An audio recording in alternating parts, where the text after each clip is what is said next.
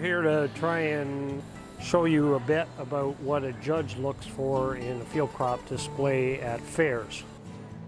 If a judge is looking at a sample of ear corn, what they would prefer is, doesn't matter how many cobs are in the sample, but they're looking for a nice straight rows up and down here, and preferably a tip on where most of the kernels are filled right out. So this is preferable on this tip opposed to that, but this one has much straighter rows.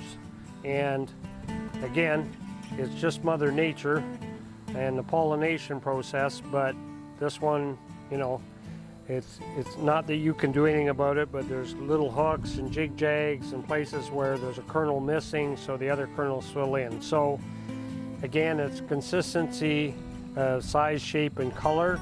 And then since each one of these is pollinated by a silk, and here's part of the silk that's left, if you can clean them up so that there's nothing showing other than the kernels, that's another thing. It's just a showmanship thing, but they need to be cleaned, and the butt end needs to be cut off, because usually they're in a display case where they're sitting on the bottom.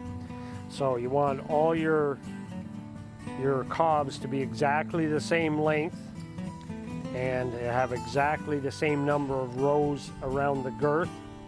And if they can be filled out at the end, that is awesome. And so it's hard to do, and if you want to have a really good sample of ear corn, you have to walk the fields, and for every 10 cobs you pick, there's probably one that's a show cob.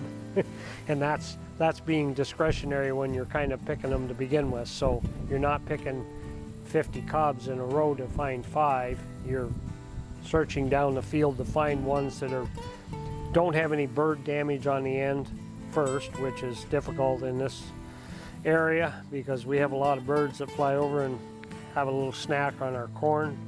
Between them, the deer, and the raccoons, sometimes you're not the winner. And so you will spend a fair bit of time to find an extremely good sample. So those are something you need to look at when you're looking at the cob corn exhibits.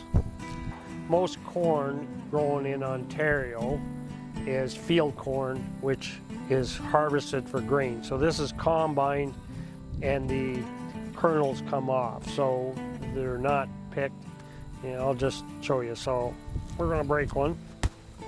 So all the combine does is go throughs, and it shells the kernels off, and the inside part here, the cob, goes out the back of the combine. So this part here is used to make grain for the cattle feed, hog feed, and whatever other animals like it.